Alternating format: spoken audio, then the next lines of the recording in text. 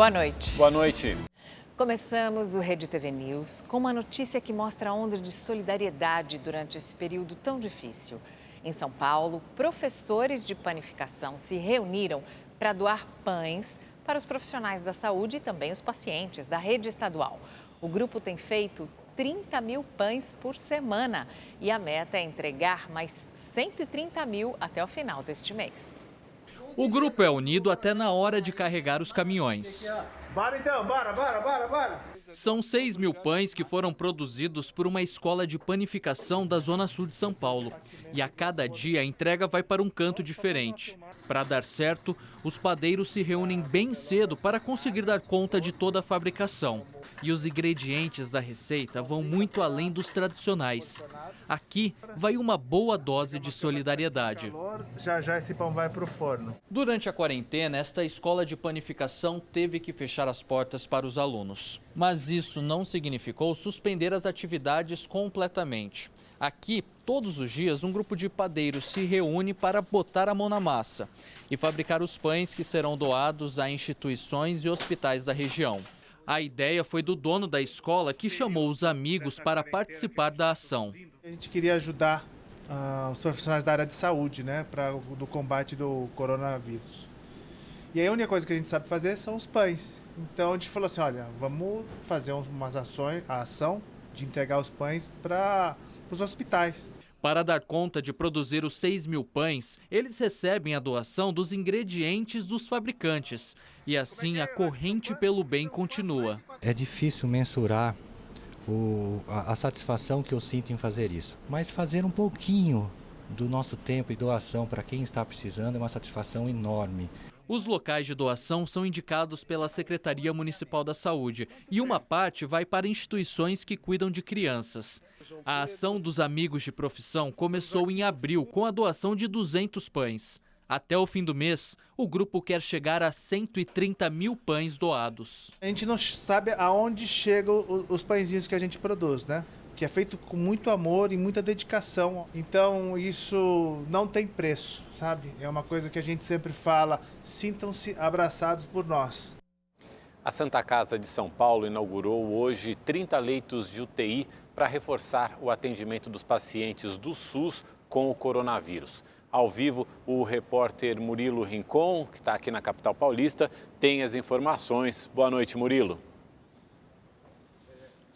Boa noite, Mauro, Mariana, boa noite a todos. Essa é a primeira fase dessa ampliação. Até o dia 16 de maio, além desses 30 leitos de UTIs, também devem ser entregues mais 65 leitos de enfermaria. No total, vão ser gastos aí 20 milhões de reais nessas ampliações. Esse valor que está sendo aí financiado por empresas privadas voltadas aí à área da saúde. Segundo a Santa Casa, esse dinheiro também, além da ampliação, será usado também na reforma da estrutura aqui da instituição.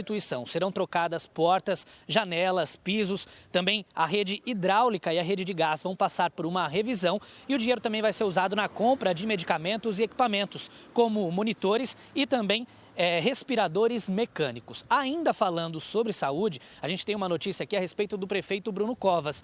Covas passou hoje por mais uma etapa do tratamento que ele tem feito, contra o câncer que tem no estômago e está apto a seguir as suas atividades normalmente. Covas passou por um procedimento de ressonância magnética, um exame de ressonância magnética que atestou que o tratamento que ele tem feito está surtindo efeito. E uma informação agora de última hora acaba de ser confirmada pela Secretaria Municipal de Saúde que lá no hospital de campanha do AMB, hoje, 2 pessoas morreram por Covid-19. Murilo Rincon, de São Paulo, para o Rede TV News. E a Agência Nacional de Vigilância Sanitária autorizou que os testes rápidos de coronavírus sejam feitos nas farmácias e drogarias. Essa medida é para evitar a aglomeração de pessoas nos hospitais. Com a decisão da Anvisa autorizando que farmácias e drogarias realizem o teste rápido de diagnóstico do Covid-19, os exames deixam de ser feitos obrigatoriamente em hospitais e clínicas. A decisão não obriga que este tipo de comércio realize o procedimento, mas os estabelecimentos que quiserem aplicar o teste deverão ter um profissional qualificado para a leitura do resultado. Por causa do modo de coleta, o teste rápido é considerado auxiliar no diagnóstico e não servirá para a contagem de casos do coronavírus no país, pois existem chances do falso negativo. Para evitar erros, especialistas recomendam que só se realize os exames depois de 7 dias com os sintomas da doença. A realização dos testes rápidos da Covid-19 nas farmácias brasileiras segue uma recomendação da Organização Mundial de Saúde, que definiu a testagem em massa como um importante instrumento no combate à pandemia da Covid-19.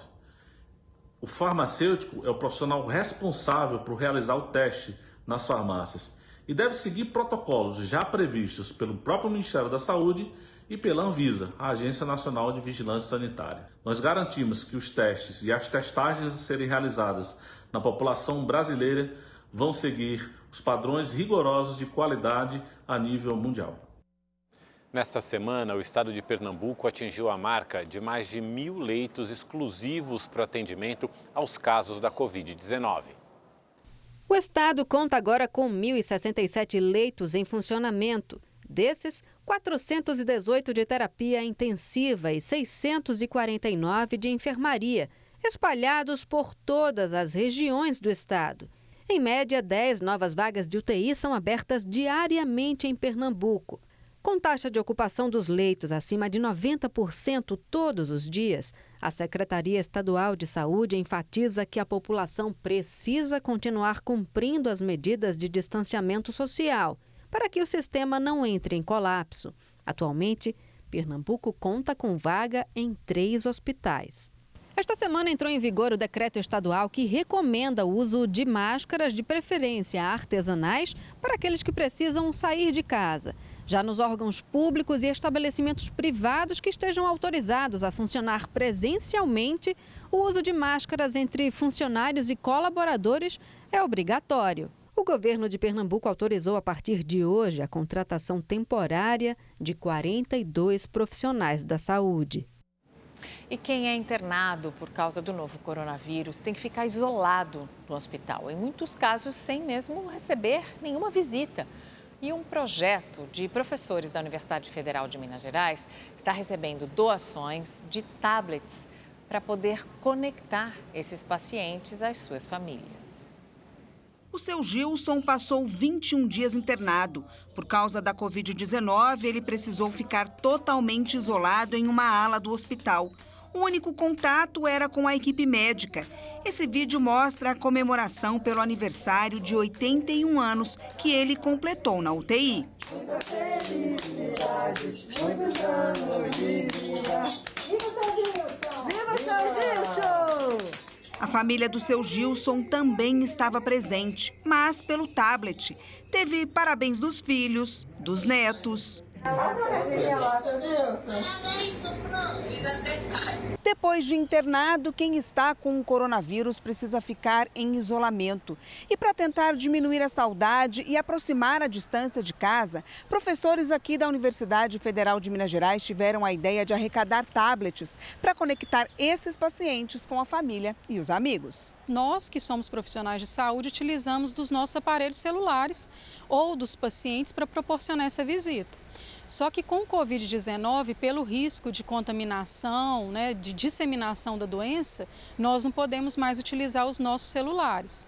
Então o tablet ele vem com esse intuito. Só dele saber que ele vai ter um instrumento para proporcionar esse contato e essa tranquilidade do paciente, do familiar, conversarem, o familiar saber como que o paciente está dentro do hospital e o paciente também ter notícia do que está acontecendo em casa, além disso ser benéfico para o paciente familiar, também é benéfico para o profissional de saúde. Qualquer pessoa, empresas interessadas podem doar os tablets diretamente para o projeto da Escola de Enfermagem. O objetivo é distribuir os equipamentos para hospitais públicos de todo o Brasil. Os aparelhos doados vão entrar na rotina das internações, mesmo após a pandemia.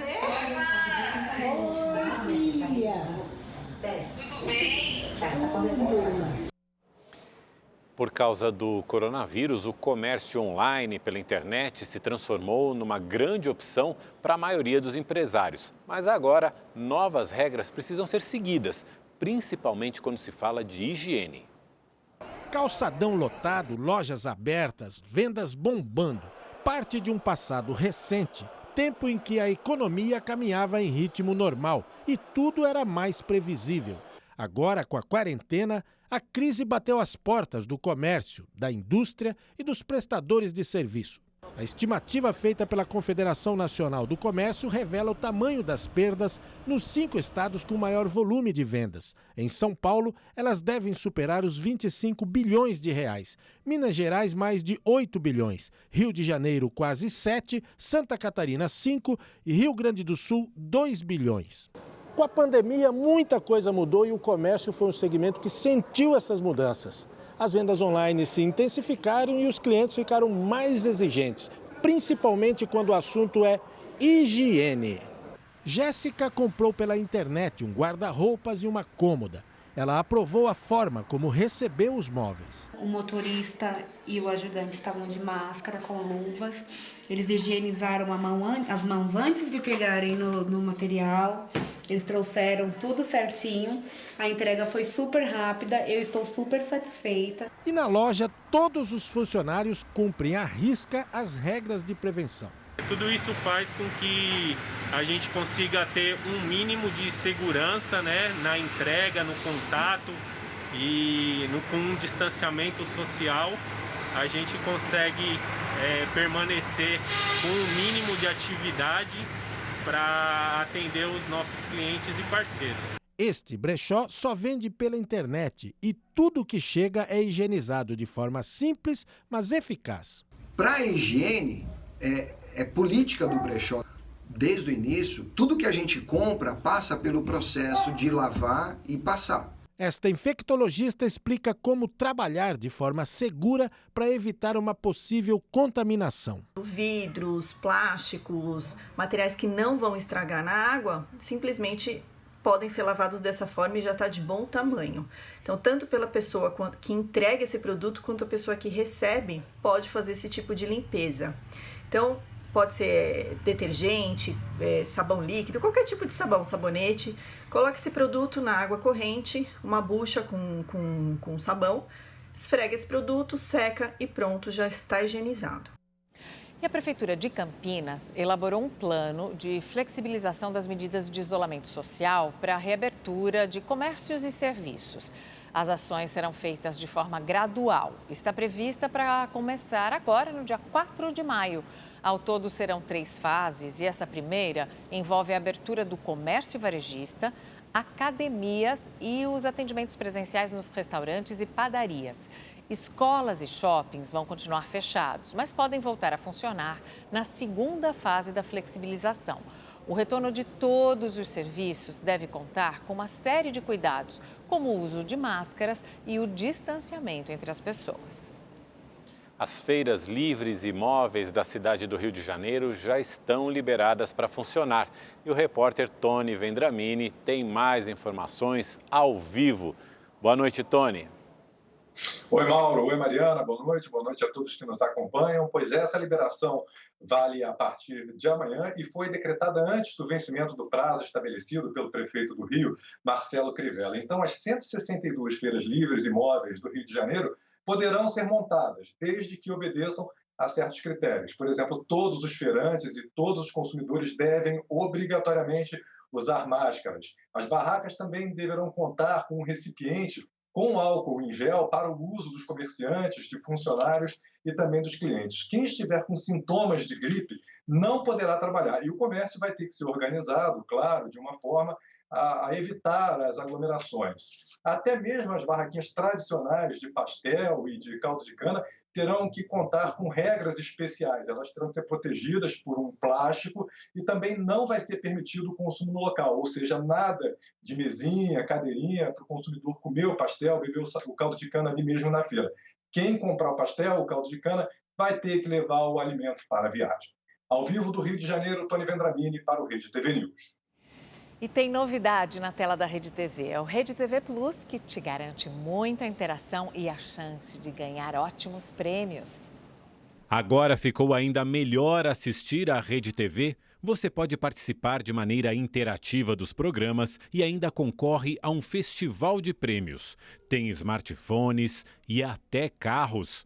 Para saber mais e participar é fácil. Todas as informações você encontra no site redetvplus.com.br. Segundo a Secretaria Estadual da Saúde, São Paulo confirmou 224 óbitos pela Covid-19 nas últimas 24 horas. Esse é o maior número diário já registrado desde o início da pandemia.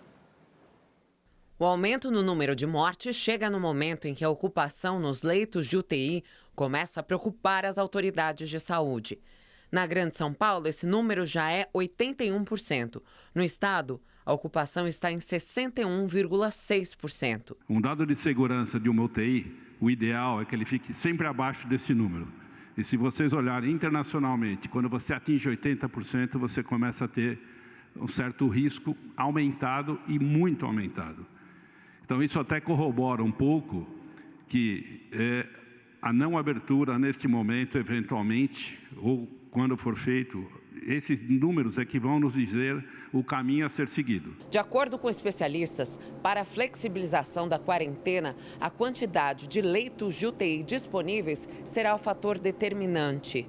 A decisão só será divulgada no próximo dia 8. Foram 2.300 casos novos nas últimas 24 horas. São Paulo ficou ontem com uma taxa de isolamento de 48%. Então, mais uma vez, nós descemos abaixo de 50%, e isso é muito perigoso, e nós temos que reverter esse quadro.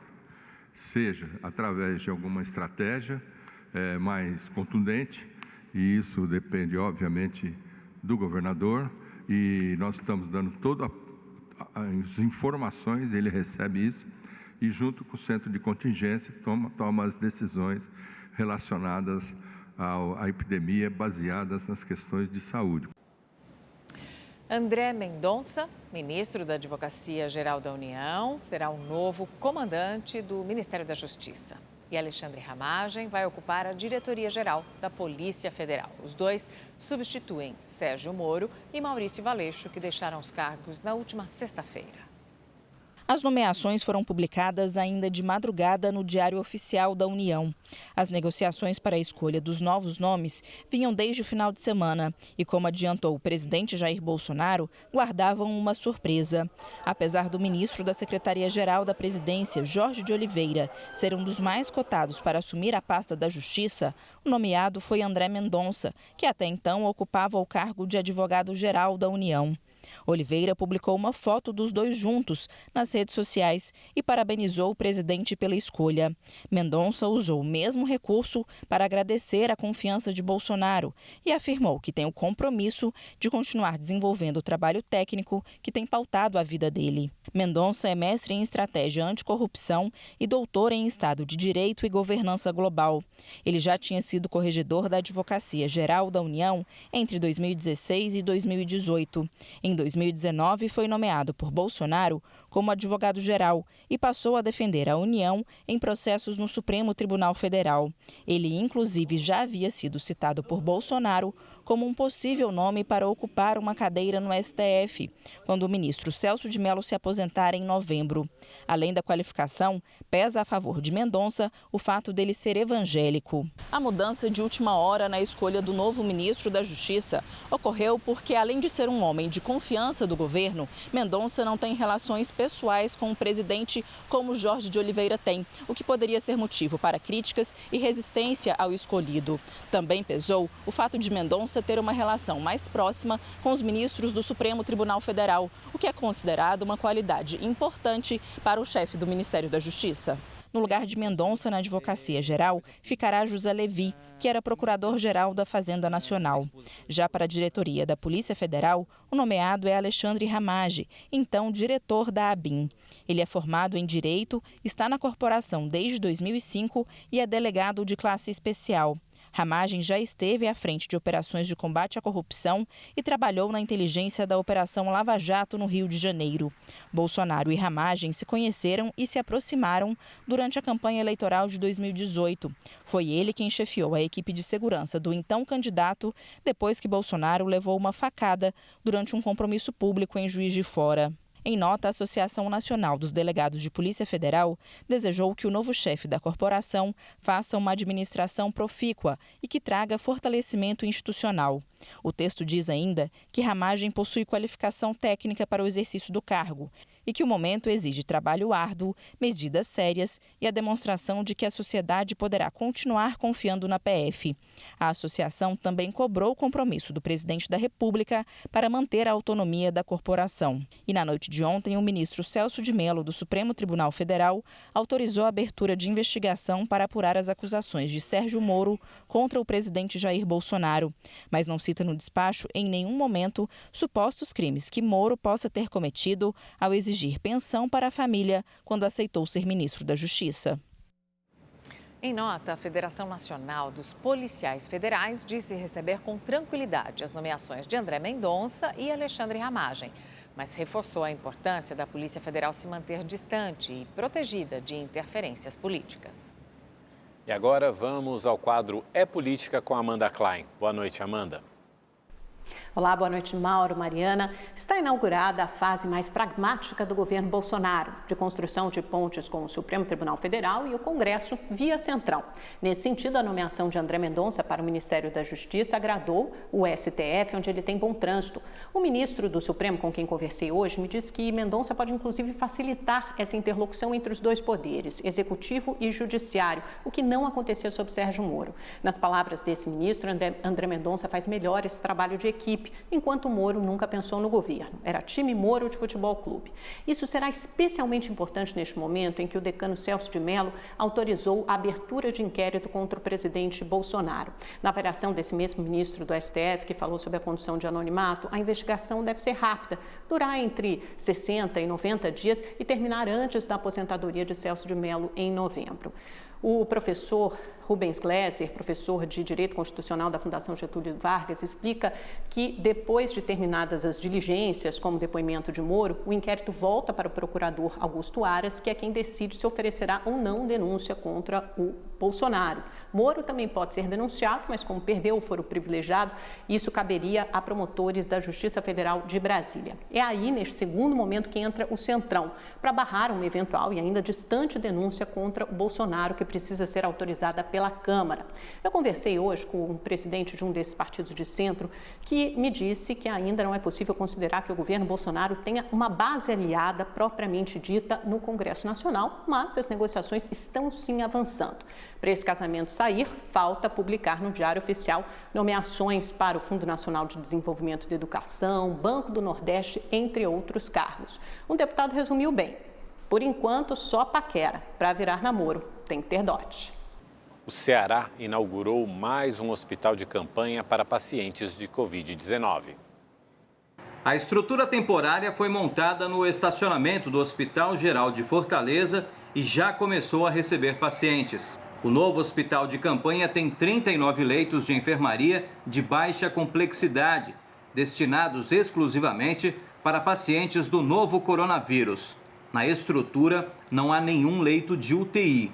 O hospital temporário vai receber pacientes já diagnosticados ou com suspeita do vírus. É o segundo hospital de campanha montado no Ceará. O primeiro foi erguido no estádio Presidente Vargas e tem 200 leitos de enfermaria. De Fortaleza, Emerson Tchalian para o Rede TV News. O Brasil registrou mais de 5.000 novos casos da Covid-19 de ontem para hoje. Em 24 horas foram mais de 470 mortes, de acordo com o Ministério da Saúde. São Paulo é o estado que tem mais casos registrados da doença, seguidos por Rio de Janeiro e Ceará.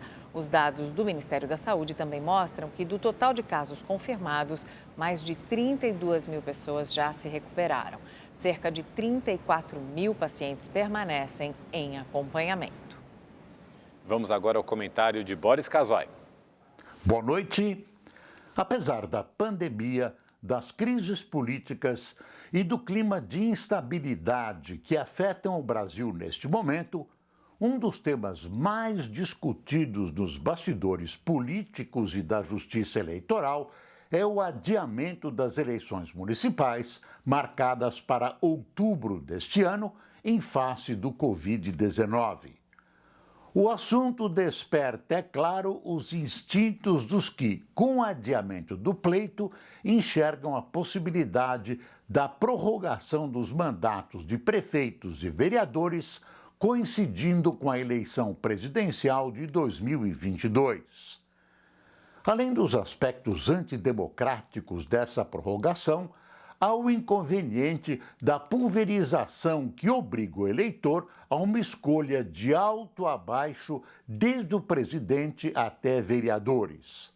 Certamente, haverá outras maneiras de tratar o problema se o adiamento das eleições for realmente necessário. Por exemplo, uma eleição para o mandato tampão ou confiar a gestão dos municípios ao Poder Judiciário. Basta vontade política para não cair na armadilha antidemocrática da prorrogação de mandatos. E a Polícia Civil do Rio de Janeiro prendeu 4 suspeitos de envolvimento com a milícia e um esquema que movimentou mais de 190 milhões de reais desde 2016. Os agentes foram às ruas para cumprir 5 mandados de prisão e 68 de busca e apreensão. De acordo com as investigações iniciadas a partir de relatórios de inteligência financeira, o esquema envolve empresas revendedoras de botijões de gás na zona oeste do Rio e nos municípios de Nova Iguaçu e Seropédica, na Baixada Fluminense. Somente em janeiro deste ano, a quadrilha teria movimentado 160 milhões de reais. Com o tempo, a gente conseguiu descobrir aproximadamente 27 empresas distribuidoras de gás, exercendo um verdadeiro cartel, estabelecendo um monopólio violento, impedindo qualquer tipo de livre concorrência na localidade. Entre os presos está Carlos Roberto da Silva Rocha, conhecido como Cadu do Gás. Ele é apontado como principal suspeito de movimentar o dinheiro e já tinha sido preso em uma operação da Corregedoria da Polícia Militar em 2018. Os suspeitos vão responder por organização criminosa, lavagem de dinheiro e crime contra a economia popular. A Polícia Federal realizou uma operação contra uma organização criminosa suspeita de vender decisões judiciais no Tribunal de Justiça do Tocantins. Entre os alvos estão o desembargador Ronaldo Eurípides e um assessor técnico do tribunal, que é apontado como motorista e operador financeiro do desembargador. O Superior Tribunal de Justiça determinou o afastamento do desembargador Ronaldo Eurípides por 1 ano e o bloqueio de 4 milhões de reais em bens dos investigados. Nós não conseguimos contato com a defesa do desembargador. Vamos saber como é que fica o tempo amanhã com a Gabriela de França. Olá, boa noite para todo mundo. A gente começa falando do tempo seco que tem predominado em São Paulo nos últimos dias. Na capital paulista, gente, até agora só choveu 10% do esperado para todo o mês. Esse mês de abril já é o mais seco dos últimos 14 anos. E pelo visto vai continuar assim. Nem sinal de chuva na capital paulista nos próximos dias. A gente continua com tardes de sol, máxima de 24 graus. Pela manhã à noitinha, a sensação ainda de friozinho, mínimas entre 16 e 18 graus.